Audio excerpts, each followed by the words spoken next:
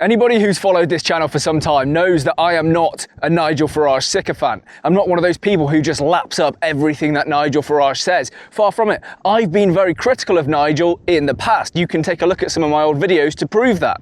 And the reason for that is relatively simple. I think he's been quite weak on immigration in the past. It was only 18 months ago that he was saying it's a political impossibility to deport hundreds of thousands of people, but everything just changed.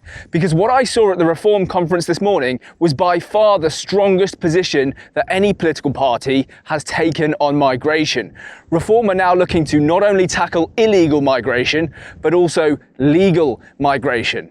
And not just tackle it by reducing the numbers of people coming in, but actually sending people back to their home countries. This is a big step change. So what I'm going to do in this video is I'm basically going to show you some highlights from the conference this morning and then give you my thoughts on it. I've got to do this very quickly, got to have a very quick turnaround, all whilst walking the dog.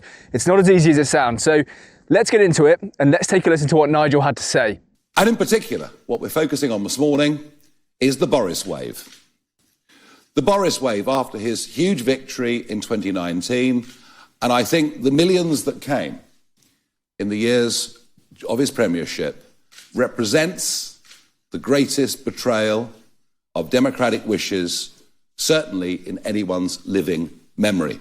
This is not what Brexit voters wanted, and it's certainly not what any Conservative voter wanted from 2010 onwards, where in election after election after election they were promised that net migration would come down to tens of thousands a year, and we learn it was up to, in the worst year, 1 million. Farage makes clear that his target with this policy is the Boris wave, and frankly, so it should be.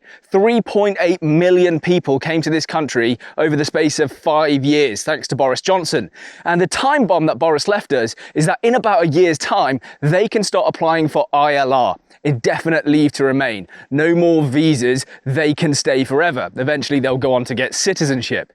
We cannot allow that to happen. It will cripple the country. And it's good to see someone finally tackling this problem head on. Farage explicitly links this to a reduction in the welfare budget. So I want to be absolutely clear at the outset that we are here to make massive future cuts to welfare spending. Under a Reform government, welfare will be for UK citizens only. It will not be for foreign-born nationals. The anticipated cost of the 800,000 plus who will qualify for indefinite leave to remain over the course of the next 3 to 4 years, the anticipated cost of this group of people is a staggering £230 billion. We will not only say that these people do not qualify for indefinite leave to remain, we will abolish indefinite leave to remain as a category in this country. The economic cost of the Boris wave, and this doesn't include the cultural or demographic damage it would do, just the economic cost alone is estimated to be £234 billion if they're able to claim ILR and eventually citizenship. And that is a ridiculous number. The reason for it is relatively straightforward. A lot of the dependents will simply never work. They will never work. So a guy comes here on a low-skilled visa to get some kind of low-skilled work and pays very little in taxes. Then he brings his wife and 3 children. Well, guess what? He's paying maybe £3,000 or £4,000 in taxes every year, but his 3 children all use the school system, so that costs a fortune to the taxpayer. His whole family uses the NHS. I think you get the point, right? Bringing millions of people to the country who are low-skilled workers is not a boon to the economy, it's a massive cost to the taxpayer. And that's where this £234 billion figure actually comes from. Insane. We have to put a stop to this, otherwise the country is going to go bankrupt. Now, if that £234 billion figure sounds quite scary, well, unfortunately, I think the figure is actually a lot higher, and they do talk about this in the conference. The reason being is that the £234 billion figure was arrived at based on the assumption that of the 3.8 million people who came here, 800,000 of them would take ILR and eventually citizenship. The problem is, when they were modelling this out, they had to use historical data for the average percentage of people who come to the country and eventually go on to take ILR. But historically, our migration was from other European countries when we were part of the European Union. So actually, not that many of them did take ILR. Millions, in fact, 3.8 million is what you would consider to be in the Boris wave. The 800,000 of that one might estimate would get ILR. I want to emphasize this point too, actually. This is a really important point to note. That makes assumptions about the take-up of ILR that are based on historic data. That historic data was when EU nationals were the majority of the incoming net legal migration cohorts. This is flipped completely on its head. So even that would suggest that the assumption of 234 billion is way too low, because I put it to you, no matter what your political persuasion, try to be objective about answering this question. Do you think French people and Swedish people and Finns are more or less likely to apply for ILR and ultimately citizenship in this country than people from India, Afghanistan, or Pakistan? I think someone from Africa, India, Pakistan, they are way more likely to take it up. In fact, if you then go on to estimate that 2 million of the 3.8 million who came here decide they want ILR and they want to stay in this country forever, well, all of a sudden that £234 billion figure starts to look a lot more like 700 or 800 billion. It could be all the way up to £1 trillion. That's how much this could cost us. That's how serious this problem is, and that's why it needs to be addressed. Once you understand that the Boris wave could cost this country anywhere from £250 billion to £1 trillion, you finally start to understand the depth of Boris Johnson's treason. And I think Boris Johnson is by far the worst Prime Minister we've ever had. Now, I know a lot of people will want to say Tony Blair, and you can have that argument in the comments. You may have a good point, but it took Tony Blair about 10 years to do that damage, and it took Boris Johnson just 2. Enough damage to potentially sink this country, financially bankrupt us for the next century. And that's not even to talk about the demographic change and the fact that the English people were on course to become a minority anyway in the next 25 or so years. But that's going to happen a lot faster thanks to the Boris wave. So yeah, big treason. Anyway, at this point, you've got to be wondering, well, okay, a lot of these people that currently live in the country have ILR. Some have had it for 5 years or 10 years, but they're not citizens. So what happens to them when ILR is abolished? Well, they have to go and apply for a work visa all over again. ILR, indefinite leave to remain, that's gone. You're not a citizen, go and apply for a visa. So here's our solution. Firstly, we abolish ILR altogether.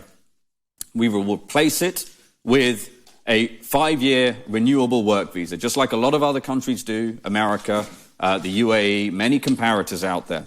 The qualifying salary for this work visa will be materially higher than it is today.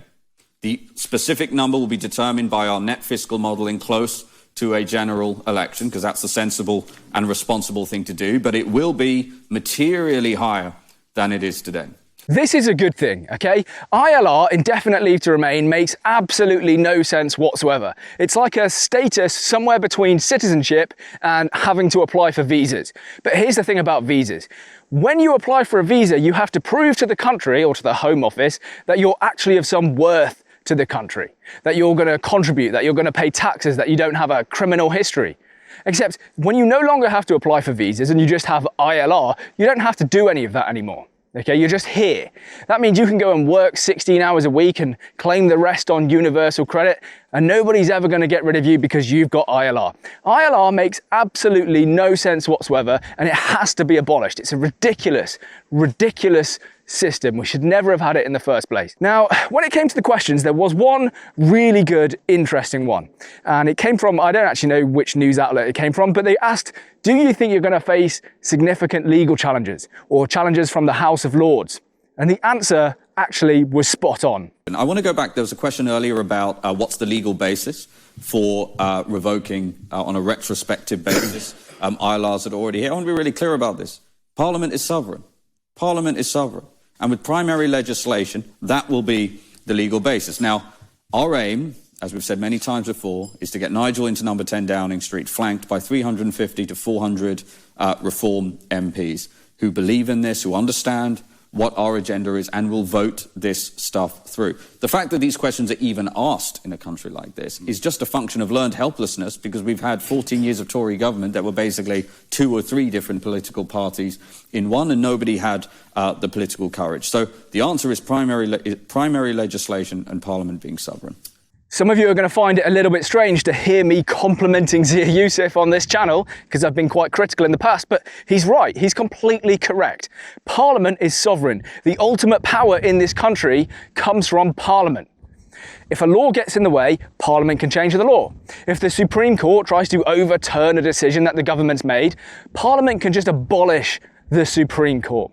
If the House of Lords make objections, Parliament can abolish the House of Lords, right? I'm completely serious. Parliament is where all of the power in this country comes from. And you know what? It's really, really encouraging to see, given that Reform are ultimately going to be the next government, or they're going to form the next government based on the polls, it's really encouraging to see that they understand this point, they understand the power that Parliament has, and they are going to wield it to actually try and get things done. I say try and get things done, they just will get things done. If Labour and the Tories actually had this same attitude, everything would be very different.